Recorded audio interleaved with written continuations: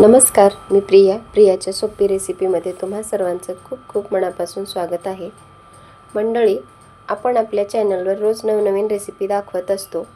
आज खऱ्या अर्थाने स्पेशल रेसिपी म्हणजे आणि कदाचित काही जणांना ही आवडत सुद्धा नाही, तर तुमच्या आवडीचा हा पदार्थ करण्यासाठी स्पेशल रेसिपी म्हणजे आज आपण इथे कडू कारल्याची गोड भाजी कशी बनवायची ते बघणार आहेत। चला तर मग रेसिपीला सुरुवात करूया। या अगोदर तुम्ही जर माझ्या चॅनलला लाईक आणि सबस्क्राइब केलं नसेल तर प्लीज सबस्क्राइब आणि लाईक करून घ्या। चला तर मग रेसिपीला सुरुवात करूया। या अगोदर इथे मी अर्धा किलो कारली घेतलेली आहे। कारले घेताना त्याच्या मागचा आणि पुढचा भाग कापून घ्यायचा आणि असे त्याचे गोल काप करून घ्यायचे। गोल काप करून झाले की कारल्यामधील सर्व बिया काढून घ्यायच्या। कापलेली कारली एका पातेल्यामध्ये ठेवणार आहेत आपण।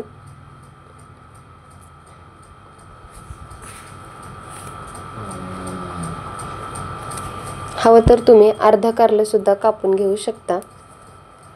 आता कारले हे एका पातेल्यामध्ये धुवून घ्यायचे। मी दुसऱ्या एका टोपामध्ये टाकणार आहे। त्यावर थोडीशी हळद टाकून घ्यायची।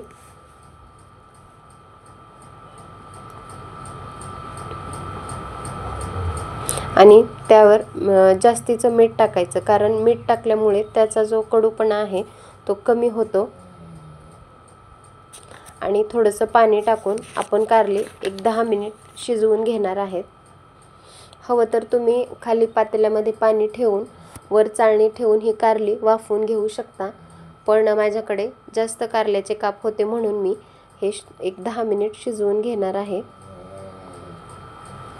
आपली कारली शिजत आहे तोवर आपण इकडे कारल्यासाठी मसाला करून घेऊयात।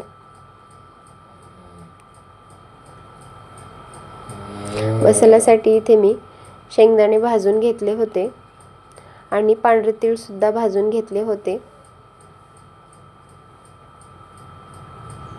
त्यामध्ये 10 ते 12 लसणाच्या पाकळ्या टाकून घ्यायच्या।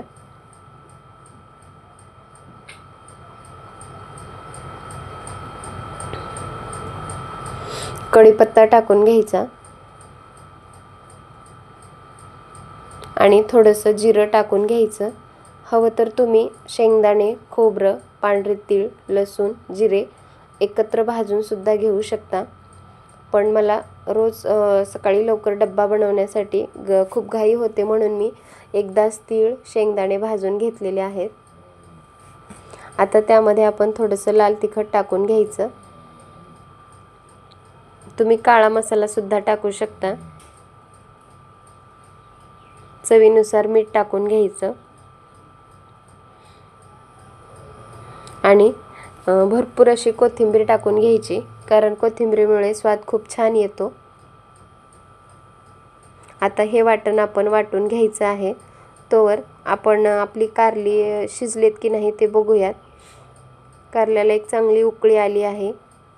तुम्ही टूथपिकने किंवा चाकूच्या मदतीने कारलं थोडंसं दाबून बघायचं शिजलं की नाही। कारली शिजायला थोडा वेळच लागतो। आपलं कारलं अजून शिजलेलं नाही।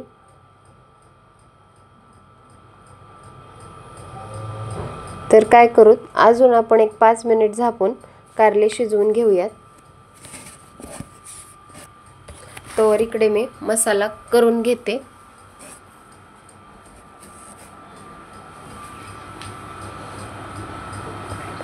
आपला मसाला वाटून तयार झालेला आहे। आता परत एकदा बघूयात की आपली कारली शिजली आहेत की नाही। चला, एकदम मऊसूत कारली शिजलेली आहेत। पातेलं खाली घ्यायचं आणि हे कारली आता पाणी काढून थंड करून घ्यायची। आपण भरली कारली बनवणार आहेत। गॅसवरती कढई गरम करायला ठेवलेली आहे। हा जो मसाला आहे तो कारल्यामध्ये सर्व मसाला आपल्याला भरून घ्यायचा आहे। कढईमध्ये तेल टाकून घ्यायचं आणि सर्व मसाला एक एक करून कारल्यामध्ये भरून घ्यायचा।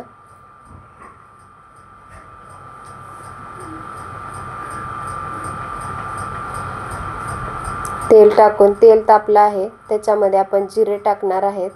थोडीशी मोहरी टाकून घ्यायची, कढीपत्ता टाकून घ्यायचा. आपण दुसरं काहीच टाकणार नाही, कारण सर्व आपण मसाल्यामध्ये टाकून घेतलं आहे. आता आपली एक एक एक एक करून कारली सुद्धा भरून झाली आहेत. गॅस कमी करायचा आणि भरली कारली तेलामध्ये टाकून घ्यायची.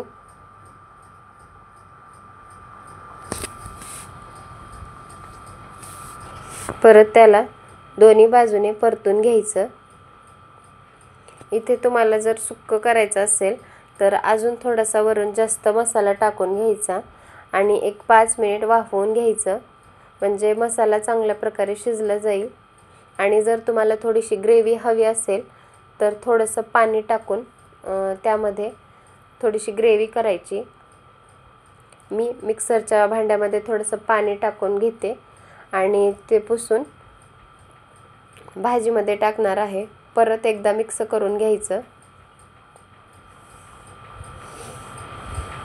बऱ्याच जणांना ही भाजी आवडत नाही, पण अशी भाजी एकदा नक्की करून बघा, अजिबात कडू लागणार नाही. लहान मुले सुद्धा आवडीने खातील. आपली कारल्याची भाजी बनवून तयार आहे.